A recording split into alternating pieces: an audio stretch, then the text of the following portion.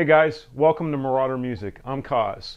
In this edition of What Makes This Amp Great, we're going to talk about an amplifier that maybe you have not considered before, might offer some tonal options that are a little bit different and outside of the box.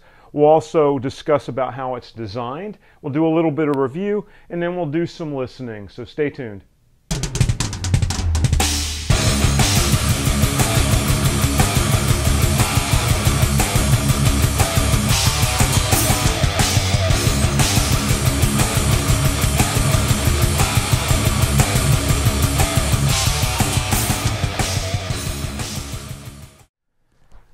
Okay, so this is a Genz Benz El Diablo 100 amp. This amp came into my shop for repair. It's been fixed. It has all new fresh tubes in it. And I thought this would be a great opportunity to do some discussion and some review and listen to this amp. I was fortunate during my repair process that I reached out and actually got in contact with the gentleman, Andy Fields. I think he goes by the name Aged Horse online.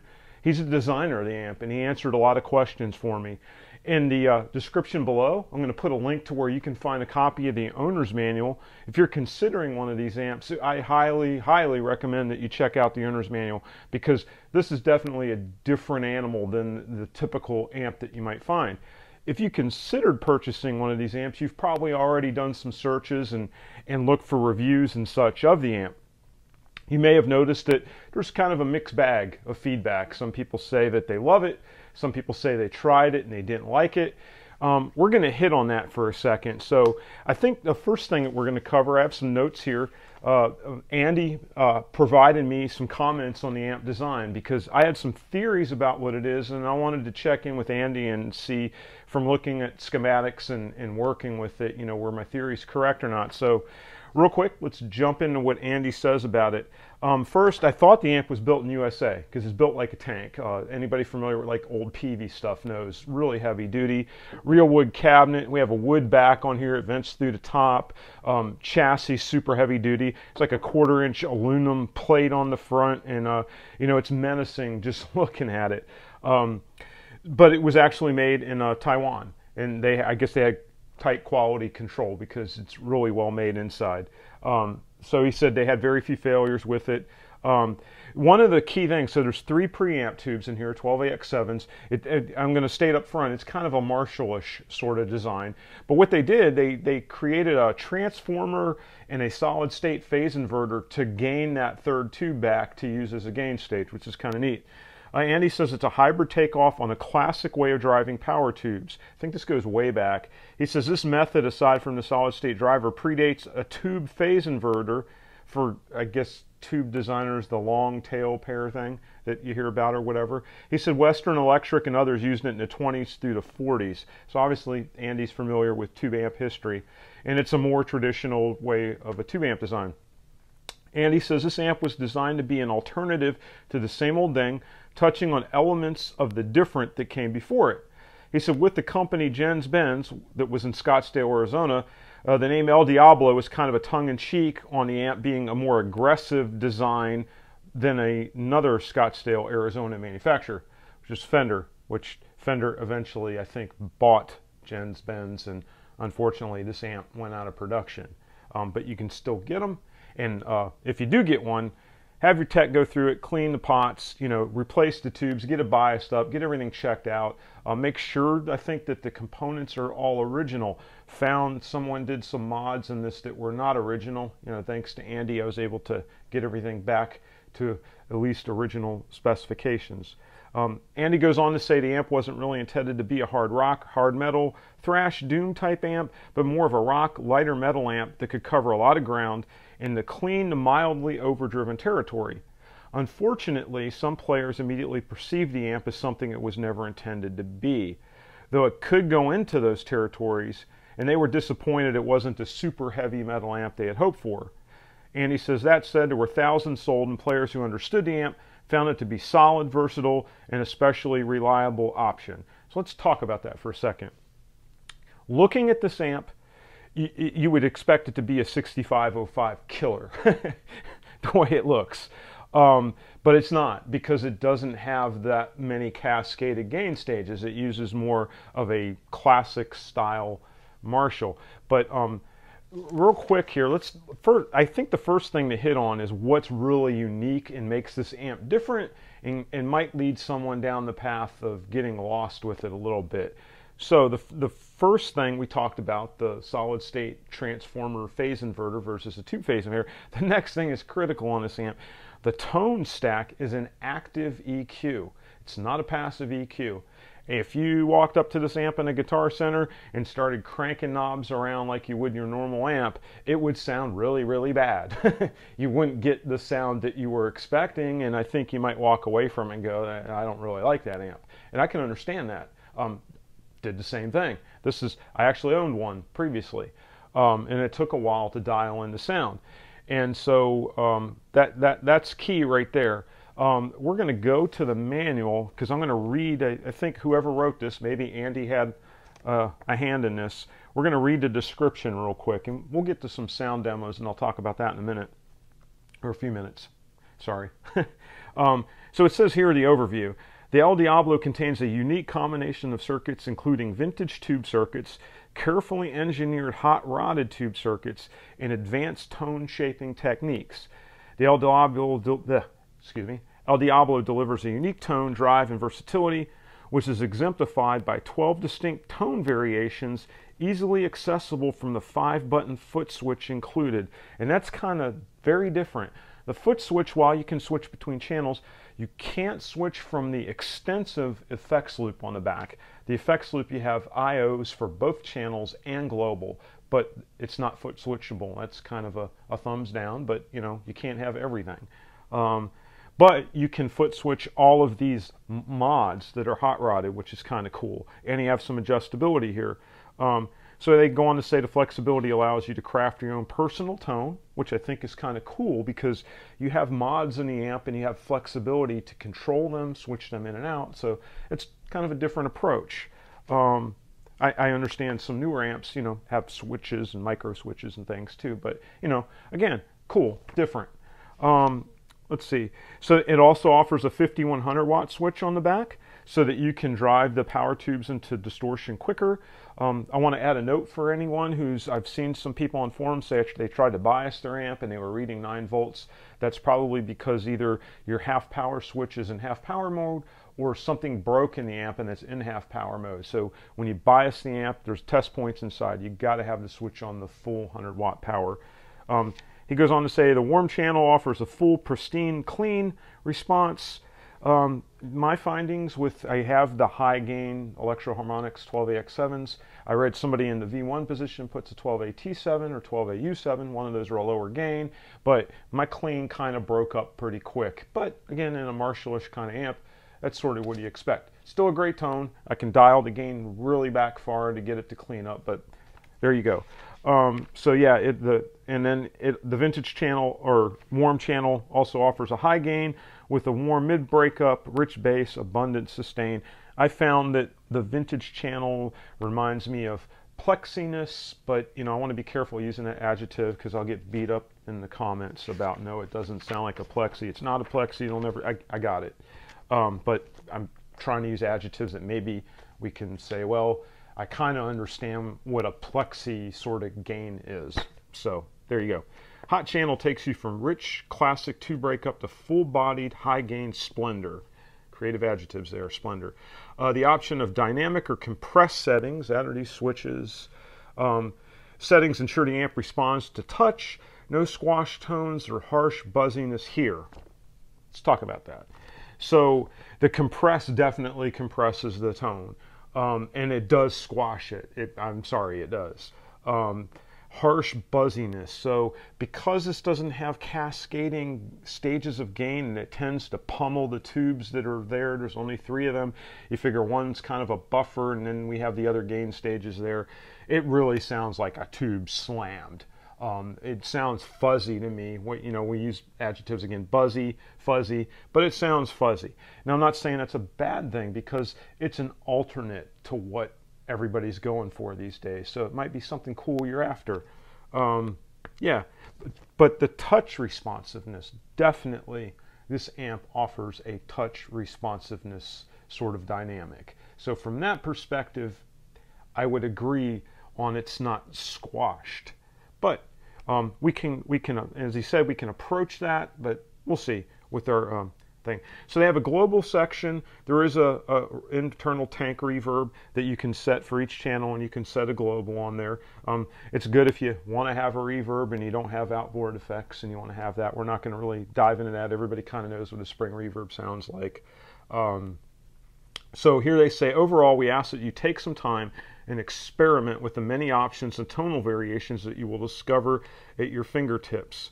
Read through the owner's manual. Again, I highly recommend this. They give some tonal sample settings.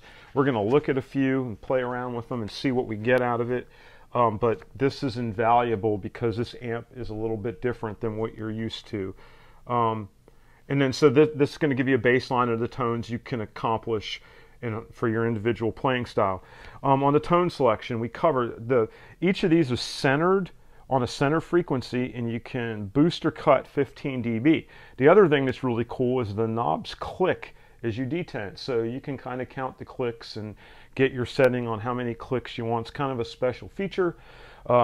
This amp, somebody had replaced the mid pot on the hot channel with a regular pot, and I was lucky enough probably to score the last original pot that has the clicking detents on planet Earth because they were special ordered and through Alpha Pots, I believe it was the manufacturer, but it was cool to get the original pot back in there. Let's see, they definitely recommend don't turning all the tone controls at plus 15 dB because the extreme gain, you're gonna get the feedback squeal because it's just really slamming the rest of the circuit. That's kind of it. Again, the global attack. Oh, the tube contour. Let's read about the tube contour. So they say this is unique. It adds an additional tone stack within the tube preamp. Looking at the schematic, there's like a dual gang pot that's working somewhere in the tube stages there as you're shifting that. You know, maybe I thought it was like a mid shift, but it does color the mids. You can go basically for, I think there's another amp company out there that I won't name, has like a more American, a more British. Some call it, you know, brighter, darker. That's kind of where it seems to be. They talk about leaving it in the middle position and then playing around with it. The other thing is a global attack. Initially, I would say that's a presence control. They say that it's different than a present. It boosts the upper mids of the frequencies, enhance pick attack. Presence kind of does that. They call it a frequency multiplier circuit. Again, I think Andy is an engineering like super geek dude.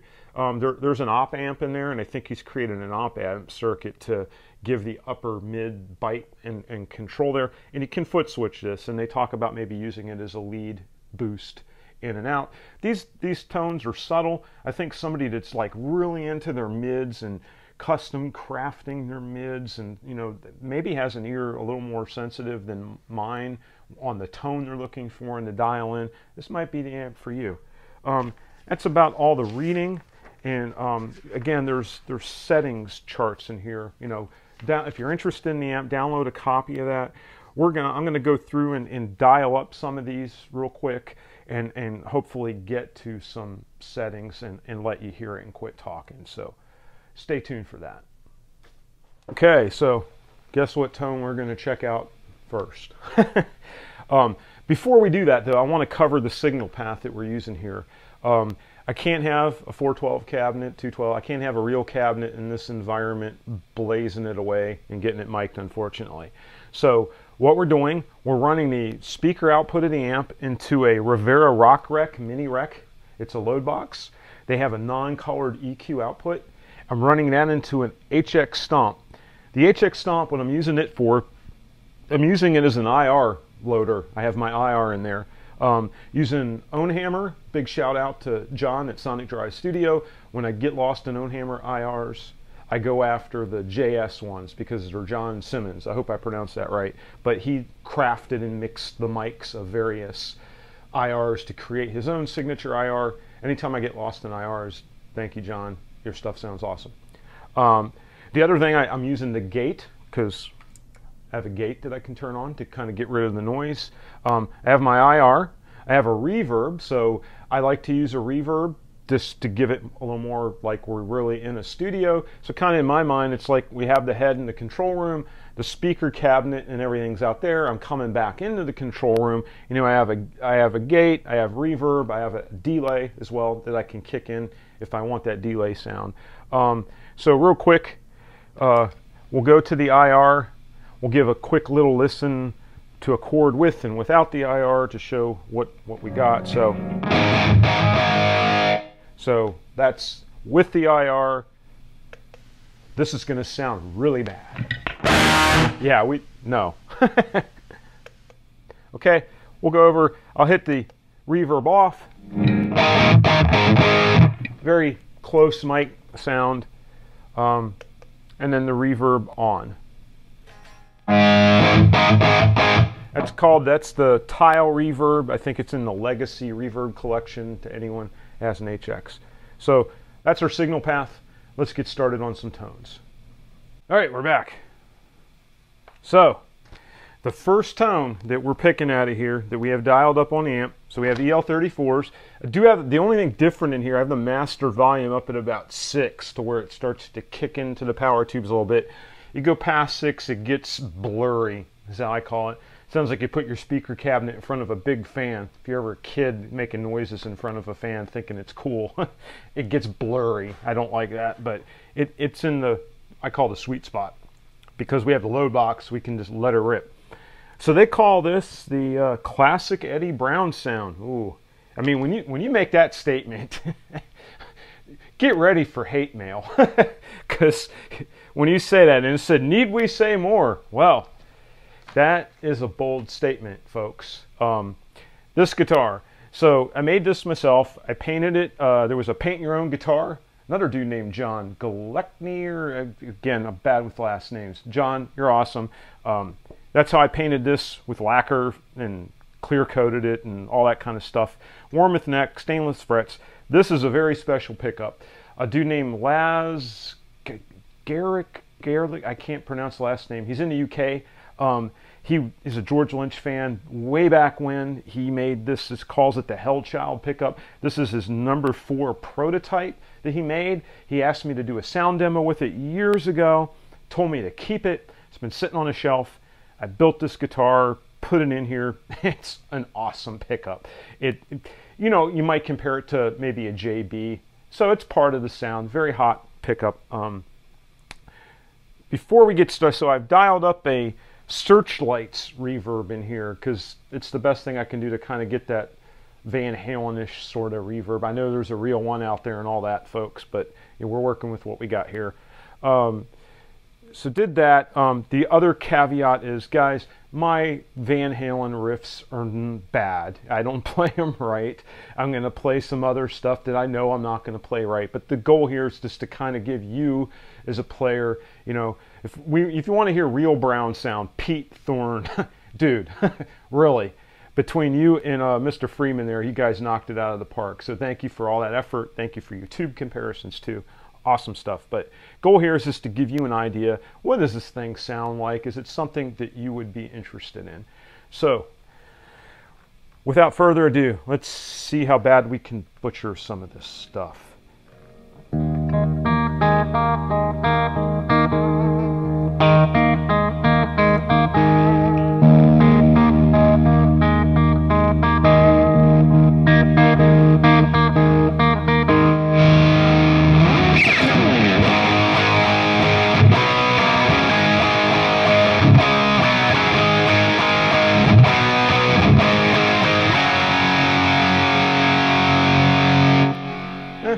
So there you go. So we've got a lot of reverb going on. A little bit more.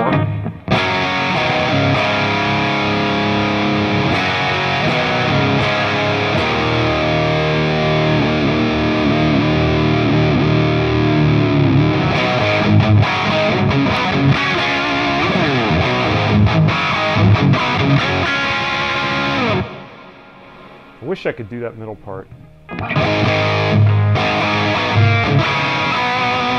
How's it go?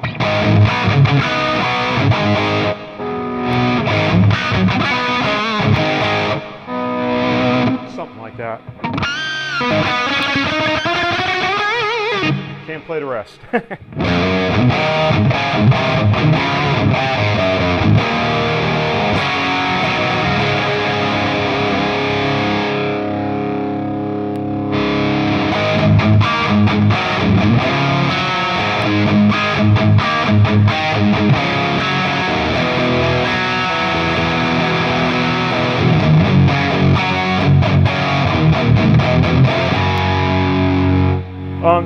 This works for some other 80s-ish kind of stuff, because I think there's a little secret out there where someone else uses a Marshall and a Variac and does some things. So.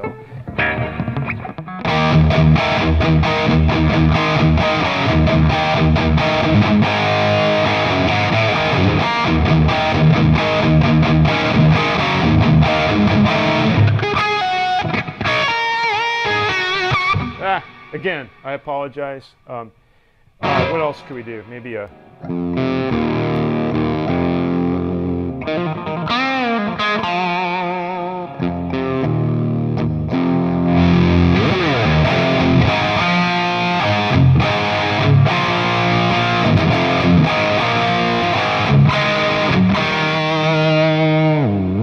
Doesn't stay in perfect tune either. You got to really play with it. But what else? What else can we do real quick?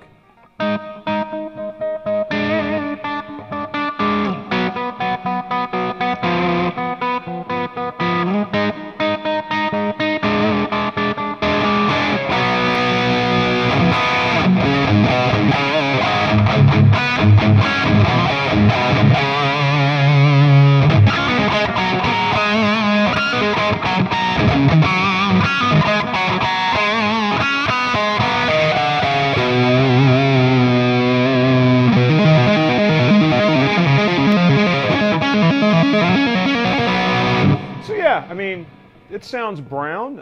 I kinda, it's in that ballpark. Maybe not, exactly, but maybe we're in the same zip code. What I like about it is touch responsive. The notes, probably because I have the master up, it blooms a little bit. Especially on your leads, you get a little extra hair on the end.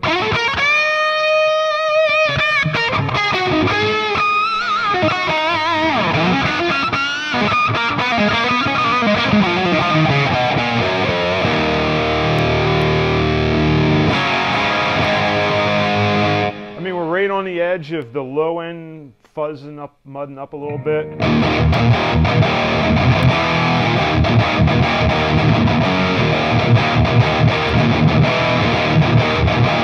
I mean, it's not like that razor cutting thing, but okay, so there's the brown sound this can do.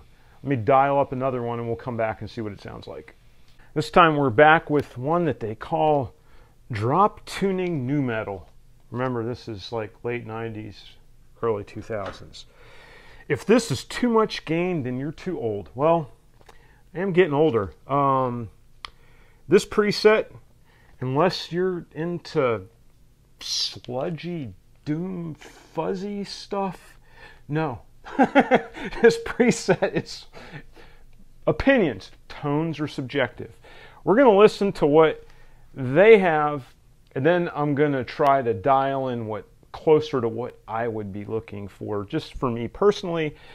And then I think we'll hit some of these switches off and just kind of go for it and get to the other channel and wrap this up, because I know you're tired of hearing me talk and just shut up and play, right?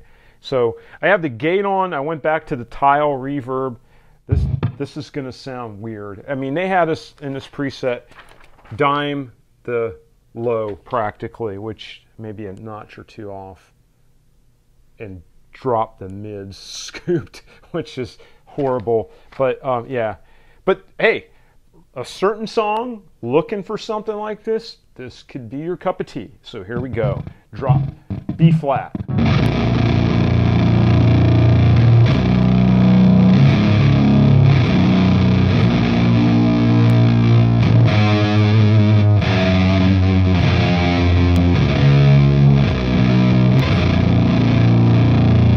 No fuzz box required. Let's turn the mids up for crying out loud first to see what that does.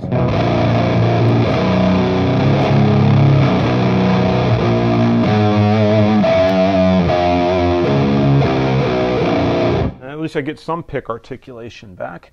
Let's do this. Let's neutralize everything at 5 because we have an active EQ. Let's get everything to 5. And let's get the tube contour to 5. Let's see what everything sounds like middle of the road. Oh, see? Big change in this EQ because 15 dB is a lot to be playing with.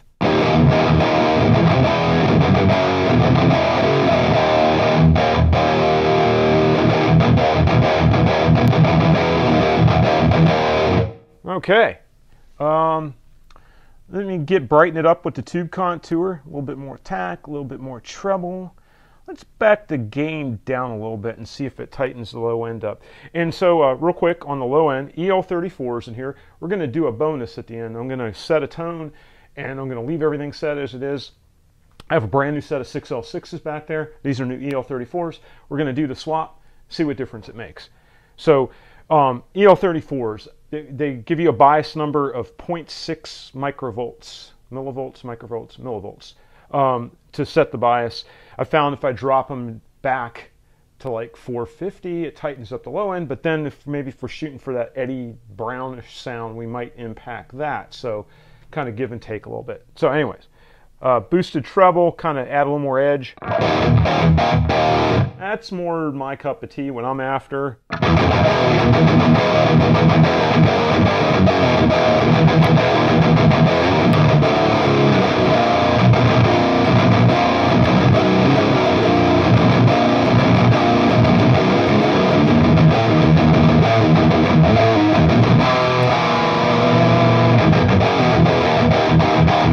Okay, so yeah, that's, to me, I mean, I've played with this earlier. That's about as close as I think I could get it to a modern high gain tone that I might be after, that I might use on something that I record for myself. I mean, that could be a rhythm tone I'm after that would work for me. So let's kick the compression off real quick and see what that does. I know it's going to reduce our gain some, so I'm going to turn that back up to 5, and then we'll see how that changes. Get a little more of the edge back. It feels more dynamic, less compressed.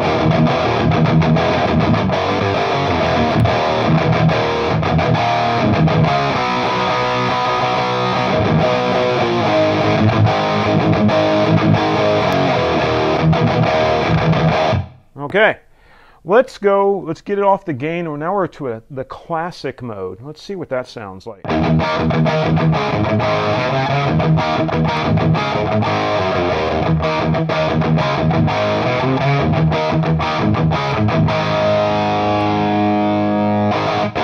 little more gain.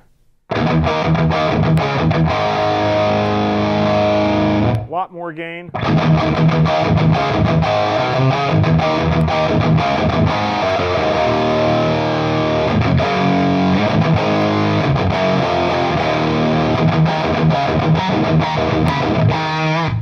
Too much fuzz now, because again, you don't have cascading gain. You're slamming that tube.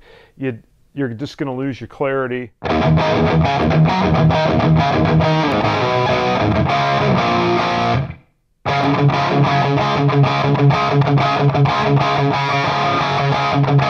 don't want to get copyright hits, but yeah, maybe a classic Marshallish sort of sound. It's your judge. Okay, let's get over to this other channel. We're going to go for a clean, so I'm going to turn the bass and the treble up to get a lot of body and sparkle. I'm going to put the gain on 5, but I have, let's back the volume down on 5. I am going to turn on my delay for this, because I like a delay with my clean sound. And let's see what we sound like. I'm going to get the gate off. Okay, so let's see what we got for a clean.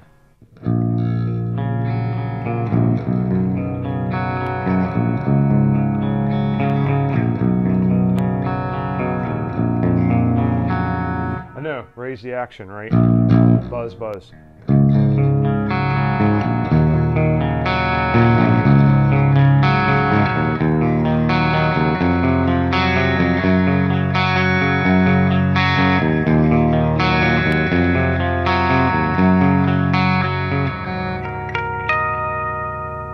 So yeah, I mean, it's clean. You could, like I said, you can hear it start to break up a little bit.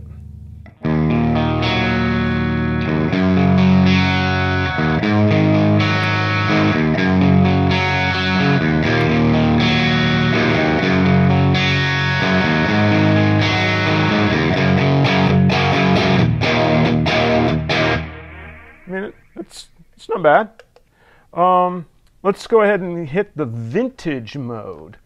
And I think this is where I said earlier, I'm going to go back down to 5 with everything. Well, I tell you what, let's do, if I recall, I think I turned the treble up back to bass down to about 4, and maybe turn the mid up to what would be 2 o'clock, something like that, and see what that sounds like. See if it sounds plexi-ish or not.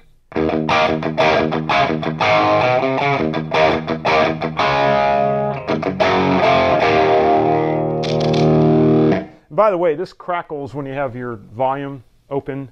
It doesn't crackle. You hear the detents, but it doesn't crackle, so the pot's not dirty, in case anyone's wondering. This pot's been dirty, but...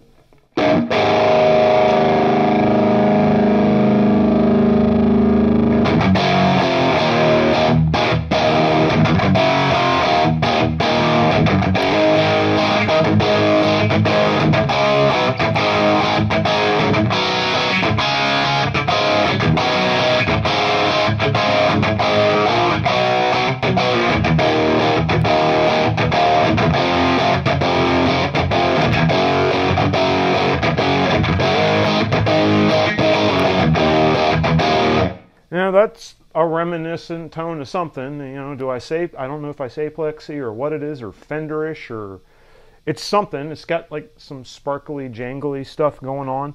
Let's back the treble back down. Let's put everything at halfway and see what that sounds like. I got the gain all the way up here. Let's turn the volume of the channel all the way up. Let's slam the output and see what that sounds like. Oh, that's bad. That's really bad. Back the volume down, but keep the gain up.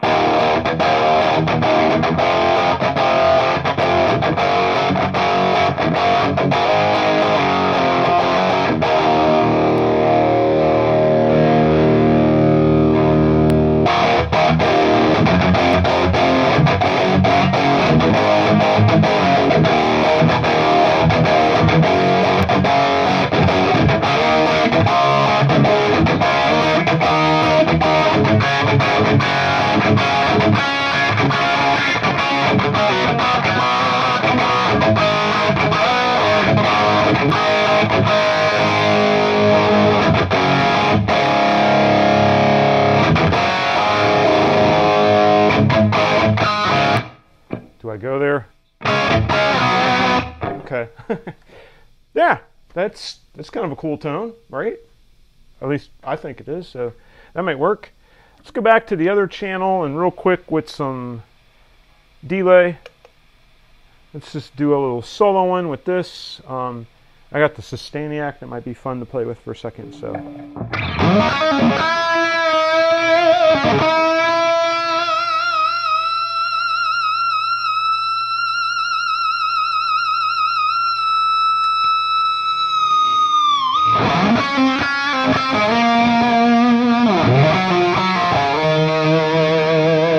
So that's one thing I wanted to cover. I think this thing definitely, in the hot channel with everything going here, it really has a singing, sustaining sort of solo tone that I kind of like. It's really cool.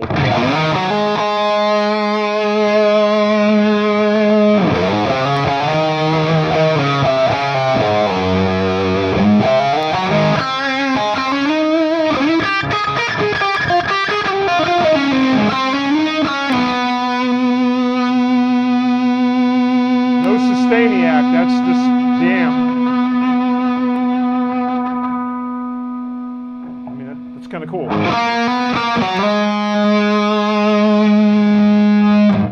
Hit the neck pickup.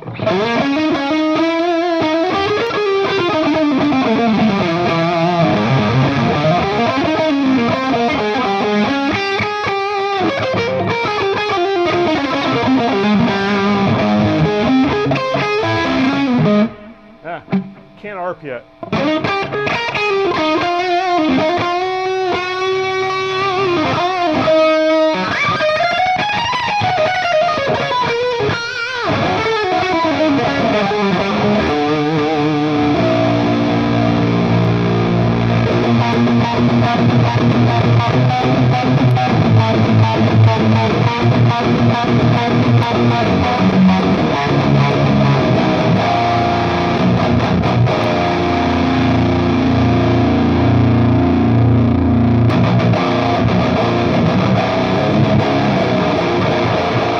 Okay, I think that's it. We've covered way too much time. Again, I thank you for your time, for checking out the video. As everybody says, subscribe, like, all that good stuff. Really, I don't care. I'm doing this for fun, for you guys. If you're looking for an amp that's a little bit different and you can score one of these for a price that's not too much money, get it to a tech, have them clean it up because they are a little bit old. You want them to look at your filter caps, all of that. Check your tubes out. Oh, I forgot. Let's dial up that tone and we will place a riff, and then we won't touch the settings. We'll let it cool down. I'll throw 6L6s in it. We'll come back. I can tell you, because I did it once already, it's going to be louder with the 6L6s, so we'll notice that right off the bat. But tonal-wise, we'll leave everything the same. Let's hit the gate. Let me play one of my favorite riffs, and then we'll use that same riff.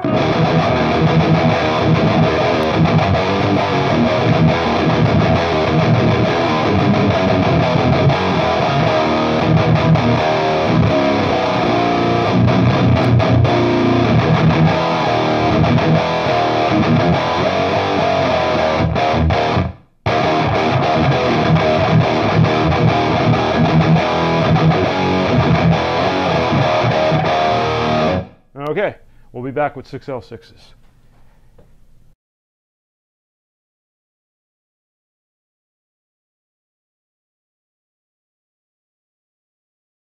Alright guys, we're back. We have 6L6s installed now. They're biased at the recommended 0.450 millivolts, and we haven't changed any of the settings, so let's see what it sounds like.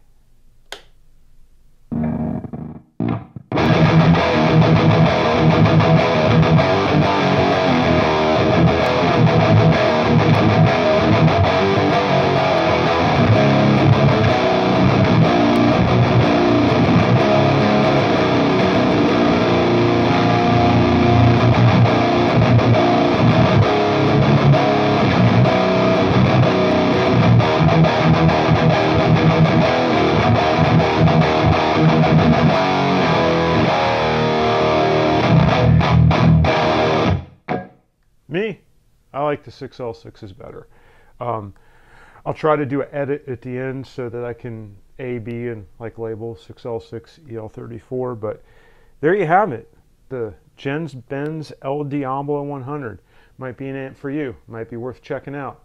It's cool to get these high quality amps that were made a few years back, get them restored, get them put back in service, find kind of your own unique and different tone.